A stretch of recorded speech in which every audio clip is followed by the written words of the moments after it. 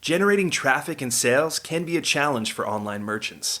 But selling on the Walmart Marketplace puts your products in front of millions of customers who shop on Walmart.com. And right now, sellers who join Walmart Marketplace can save up to 50% on referral and fulfillment fees for the first 90 days. So get started today. Head over to marketplace.walmart.com/savings. That's marketplace.walmart.com/savings. Welcome to E-Commerce Conversations, a weekly podcast from Practical E-Commerce, hosted by entrepreneur Eric Bandholz. What is going on, Internet? Eric Bandholz back again. Another E-Commerce Conversations. Hope all is going well on the other side of the Internet. On the other side of the table from me, here in Fort Lauderdale, Seller Summit, Bill. Nice to see you. This is awesome. I love the energy of this podcast. It's a very high energy vibe. You know, you come in high and you drop some knowledge bombs, and people leave with a smile on their face. Yeah. Well, I'm having fun. This is one of the couple of e-commerce events I go to every year, and it's just fun to see people, see friends, meet new sellers that are just getting into e-commerce, growing businesses. It blows me away. Like, I met a guy with an 8-figure business last night, does 90% of his revenue on the phone. Yeah. It's all B2B. And so, like, just all the crazy stuff people are into. Which is odd. I did a podcast with him. Yeah. He's met everybody. Yeah. Yeah. He is quite impressive what people do and how they do it. I think that's the lesson in e-com is, like, there is no one right way of building it. But I think there are, like, common ways. I think a lot of people kind of fall into that trap of, like, Meta and buying ads and going that route. But anyways, you've been on the podcast before. It's been a long time. It has been. Why don't you give our listeners what you're doing right now, who you're with? Yeah. So my name is Bill D'Alessandro. I am currently the CEO of Natural Dog Company. We sell dog supplements, fish oils, and topicals. We sell on Amazon. We sell on our website. We sell in about 6,000 retail doors. So if it's a pet store, they probably carry our products. I've been in e-commerce for 14 years. This is my 8th brand.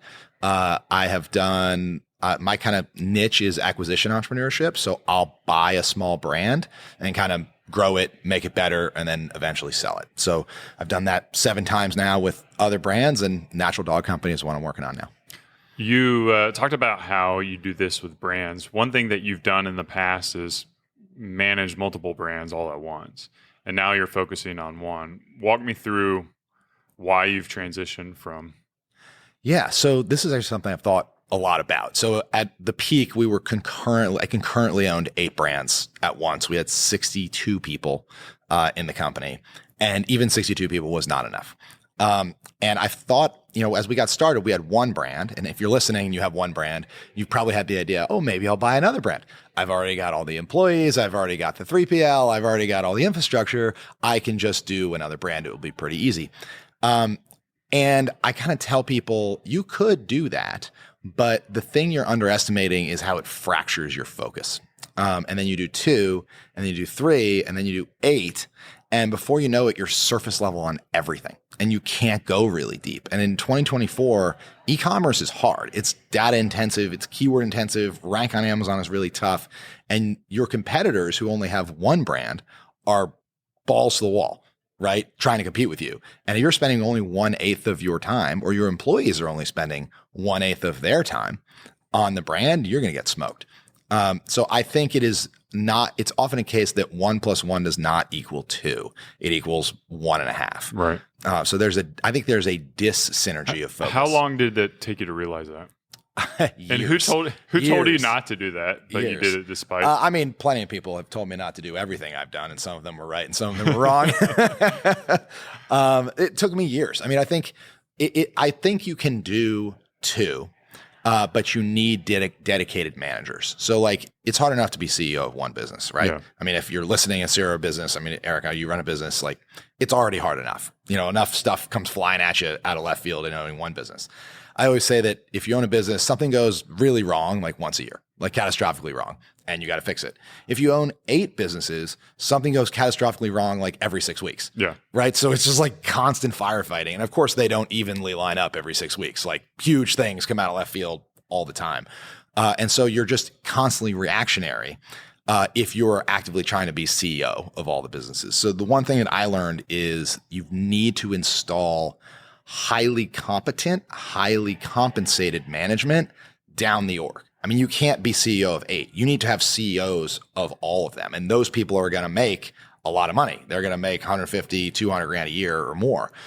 So your business needs to be big enough. If you're going to do multiple brands, your businesses, the multiple brands, each of them needs to be big enough where you can layer on like a real general manager, a real CEO who really gets e-commerce and thinks about it all the time in the shower. Yeah. So what is that, like $4 million a year, $5 million a year? Yeah. I mean, if you're going to do multiple brands, so my cutoff is $2 million of EBITDA. Okay. So if the business doesn't make $2 million a year in profit, I think it's hard to make it work as part of a multi-brand portfolio, because when you buy it, if it's doing $2 million a year in sales, the owner is basically working for free.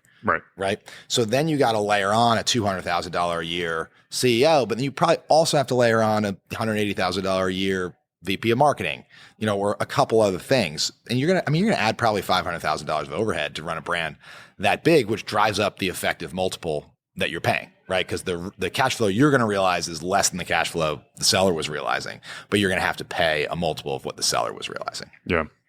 One thing I want to talk about is like, there's a lot of really smart people who build different size businesses. I had Brandon on the podcast as well, and he's in this large feet industry, and like, it's no pun intended, but it's only so big. Like small TAM. Yeah. But Brandon's a brilliant person. He's done like incredible things, and it's like, I feel like it's the same amount of work to do what Brandon's doing versus what you're doing. No offense. Yeah, 100%. How do you pick the right industry? Like, how do you find the one that has that ability to scale to 8 figures and beyond? Yeah. So another example of this, I don't know if you know Isaac from Mini Katana. Yeah. One of the best content creators I've ever met. I mean, the guy is a savant. It's incredible. But he's millions and millions of followers and views on TikTok, but he's selling little swords, and the market's only so big for that, right? And so last year he said, I need to go into a bigger market. My business is capping out. So he launched a candy brand. And he basically sacrificed the Mini Katana business, and he started using the TikTok and YouTube accounts for that business to promote the candy business. And the candy business has exploded because it's just a bigger market. And that's the thing about e-commerce, is that it really scales. Like, you're going to send an email to 100 people or 100,000 people. You just got to write one email, right? So it's just easier to have a bigger business. And to have a bigger business, you need to have a bigger market, a bigger total addressable market, or TAM. And that was actually what I realized. So we had 8 businesses. And if you're familiar with the Pareto principle, which is, it's basically the 80-20 principle, fancy way of saying 80-20, we had 8 brands. 7 of them in aggregate were 25% of revenue, and 1 was 75% of revenue. So it was almost exactly Pareto in real life. And these other brands were, a natural sunscreen brand or a athletic detergent brand. And, I didn't see the potential in these businesses to get as big as the pet business, which was growing really, really fast. A ton of people are getting dogs. There's a lot of secular tailwinds. Like, that market is growing. So I said, if I'm going to spend my time, my one precious life here, I want the reward to be really big. So I want to focus on the place where I have the most headroom to grow. Yeah. And one of the things that I've always, more from like a gut perspective, is just like, how easy is it? Like, you have 8 brands, so you kind of know, hey, we're doing the same marketing techniques on these 8 different brands. Mm-hmm. One of them, for whatever reason, is just easy. It's working. It's working. And the other 7 is like, you're not any smarter or dumber with any of these other brands, but one is taken off. Right. So there are other things that make it easier to market a business too, right? We had a business where the average order value was $14. Like, that's just harder to make work. Like, by the time you ship it and you pay Amazon fees, like, you just don't have a lot of room left for CAC. But if you have a price point that's $100 or $200 or $800, you have a lot more room for CAC. I actually think like kind of the perfect price point is between like 70 and like 170, somewhere in there, because it's still low enough that you can convince somebody to buy it like pretty quickly. It's not like a multi-month consideration cycle, but it's high enough that shipping and all the fixed costs are not as big a portion of your revenue. So you have more room for CAC. So that was something we learned. The lower price point stuff was just harder. Yeah, I agree. Like, I did a tweet not too long ago on like the 5 check marks of like the perfect e-commerce. space. And like one of them, I think, is like a AOV from like 75 to 150, effectively around the same thing, because the costs also are cheaper to acquire a customer. So you're at, $30 to $50 to acquire a customer. You can run ads a lot more rather than that $1,000 ticket where you have to spend $500, $600. It takes a longer time to get that data. Well, yeah. Also, because you get fewer conversions, right? If you got higher dollar conversions, there's just you get 1 or 2 sales a day versus 50 sales a day for the same sales volume. Unless you just have a bucket load of money and you're willing to burn it all. Yeah, I think another thing too. We were talking offline last night about how e-commerce is getting harder and harder. The Chinese are coming in, and I think the businesses that are going to do well going forward in e-commerce are the ones where the Chinese can't chase you. Things that are big and heavy, and so they have to be manufactured in the United States. The things that have regulatory moats, if they're healthcare or something where you need permits and regulatory, it's got to be made here, or at least you've got to have a local entity that is certified to sell here. Those are the types of places that I would be focusing on if I was starting an e-commerce business right now. Yeah. I mean, like, how else can you compete against China? From my perspective, it's like the brand and the storytelling and like the relationship you have with the customer, but that's not mass market. That's niche market. Yeah. I think a lot of people convince themselves they have a brand and they don't. I mean, Coca-Cola has a brand. Right. Kim Kardashian has a brand. That's when people talk about like brands with following where customers will follow you anywhere, they're talking about Kim Kardashian. They're not talking about Natural Dog Company. But I mean, going back to like Isaac and Mini Katana, like I think like that brand is, the energy and the content they produce. Peachy Babies, for example, too. Yes, the same great thing. example. Like, there is character and soul behind the company rather than just a product on Amazon. Yes. That they buy. Yes. So like there's just a little bit more to it than whatever random letters that Chinese company. Yes. Yeah. My point, you're exactly right. My point is only that what you just described is a much higher bar than what most people say. Oh, I have a brand or we have a brand. It's a logo. Yes, it's a logo. Like what you described is a brand. Yeah. Most people who convince themselves they have a brand are not over that bar. Yeah. I agree with that. So, like I look at, it is getting tougher. It seems like costs are not going down. No. It feels like customers aren't excited or willing to pay more money. Well, it's getting macroeconomically, it's just not as great as it's been the past couple of years. So if you're in this tough spot, like how long do you give it when it's tough before you hang up the cleats? I mean, obviously everyone's got their own tolerance, but at the end of the day, nothing's permanent. Right. I mean, I think especially in this environment, I don't know when it's going to get easier. I don't think structurally e-commerce is ever going to get easier. So I think right now you have kind of the combination of e-commerce is harder than it's ever been. And by the way, next year it will be harder than it's ever been. And that's only going one way, right? So you have that. But then on the top of it, you have macroeconomic situation that's going sideways a little bit versus we're used to just straight up over the last decade, essentially, right? So you got kind of double headwind. And at a time of double headwind, like I don't know when the macro stuff's going to get easier.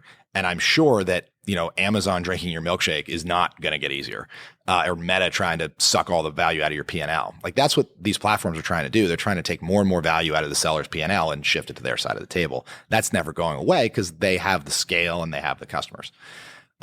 So I think if you are bashing your head against a thing that is not working, call it a day. I mean, if you don't have any, I talked to a seller last night and she's basically just like buying successive lottery tickets, like, is this going to work and double my business? Is this going to work and 4X my business? And like, yeah, they're like occasionally, but that happens so rarely that you see businesses just pop at multiples every, overnight or in a couple months. More often than not, it's kind of lead bullets more than silver bullets, right? You grow at 20% a year, like forever.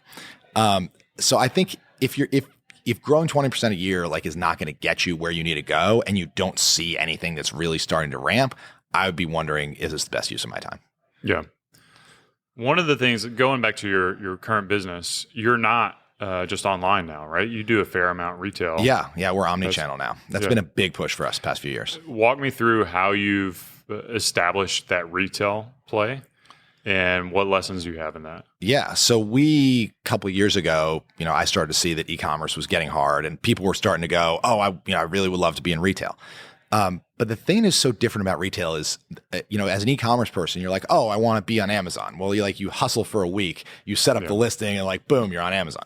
But like, here's how retail works. So they might have a line review once a year. So they'll probably have a line review in, let's say, October, and then that'll be for on shelf in April. So if you decide you want to go into retail in October or November, right? Well, you just missed the line review. So you got to wait till next October. And then if you get a yes the first time, well, good luck with that, right? If you get a yes the first time, you wait another 6 months to be on shelf. So you are conceivably at any one point 9 to 18 months away from being on shelf. 9 months in like best case scenario, if you happen to approach them 3 months right before the line review and you go in and in the first retail presentation of your life, you absolutely smash it, right? Which odds are pretty low. So you're conceivably a couple of years away from being on shelf from the time you decide you want to do it. So it's a slog. So the way we did it, and you kind of retail is sort of like a ladder. So you can't just you can, but your odds are lower. You can't just go to Walmart and go, I want to be on shelf, right? They go, why is it going to work? We only have so many feet of shelf space. Each inch of shelf space is worth millions of dollars a year in sales. If we put something on the shelf that's a dog, we're going to lose money, right? Convince us it's going to work. The best way to convince them it's going to work is to show that it works in other places, in other retailers. So we kind of did, like what I'll call like the concentric circle strategy.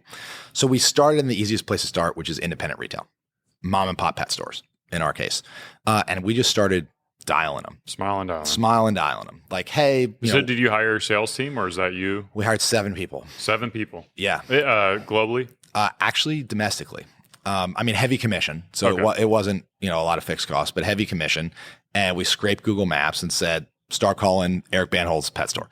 Hey, we're a natural dog company. We'd love to send you some samples. And we kind of built out a whole funnel where to send them some samples, follow up on the samples, et cetera. And we got better and better at this. We got into, this took several years, honestly. We got into almost 1,000 independent doors that way. But like that was a grind that took a couple years. And then once you're in a couple hundred or 1,000 doors, then you start pulling your data and you go, okay, the average door sells through this many units per month. And then you can go to like a small chain, someone with 50 or 100 stores and go, look, we're already in a bunch of small mom and pops. Here's the data that says the product works. Will you take us in? Those smaller chains don't typically have as rigid review cycles. So you can kind of go ad hoc with those guys. A couple of those guys take you in. Then you go to like big regional chains, someone who's maybe got, 300 or 400 locations in the Southeast, pitch them on the proof points from the smaller. And then only finally years later, do you go to the national chain and you go, look, we've kind of climbed the ladder all the way. The product really works. It's selling through. It's a no brainer for you to bring it in nationwide. So that's how we did it. Yeah. Ours was a little bit different. How did it go for you? It was pretty much the target buyer reached out to us and you went straight to the top. Yeah. We just went straight to the top. And then, if you don't have a gorgeous beard, it doesn't work that way. Yeah. We had the YouTube. Part of the advantage of like the Isaac way too is like because he's gone straight to the top too. Yes, right? He has because he's phenomenally viral, a huge audience. Yeah. So like you already build that audience, you build that momentum, and then stores just want you in there. So it's like the downside with that is one thing we did actually turn down Target like the first time around, and they kind of wanted to put us on their Target.com. I would say avoid all that. Like, don't play that game. It's not going to help you get on the shelves at all. They're two different things. I have a big counterpoint about that. So that is how we got Tractor Supply. So we pitched Tractor Supply, and they said, I'm not sure. We want to go on the .com only first. Then they wanted us to drop ship for their .com. I did not want to do that. Huge pain in the butt. Yeah. Didn't make any money, but my salesperson was really adamant. So we drop shipped for Tractor for 6 months. And then they came back to us and said, it's ripping on Tractor.com. We want you on the shelf. And now they're one of our biggest accounts. Yeah. Well, there you go. So it can work. Multiple ways to skin a cat. And I think it depends a lot on the retailer. So Tractor is widely known as one of the best executing retailers. They're crushing it. They're growing their store count, doing really well.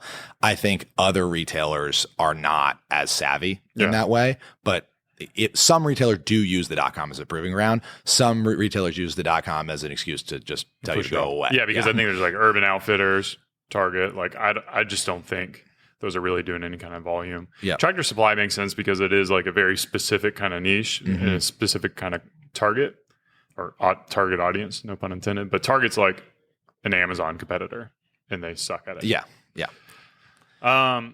So yeah, we got in there. We had like a 7-figure PO, but the same thing. Like we did this line item thing. I think we fulfilled it by the end of the year. We actually kind of like made it work where we had our numbers go in the calendar years appropriately, depending on like the stuff was in transit. So Okay.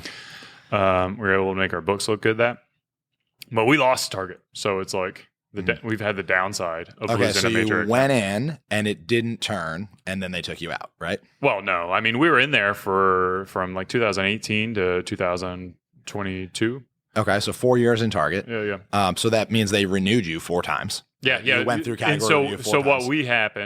what happened to us is like we had our first buyer who loved us. Yep. And it was all about us. And then they got promoted. They're competent. Classic. Yep. Got a new buyer who is like, that new buyer didn't bring us in. Yep. But was helpful enough to help us. Yep. They did all right. They got promoted. And then we got the third buyer who's incompetent. Didn't reply to our emails. Didn't tell us what's going on. Has ghosted us. And since then, like Target owes us $170,000 that they're not paying us and they're not replying to our emails.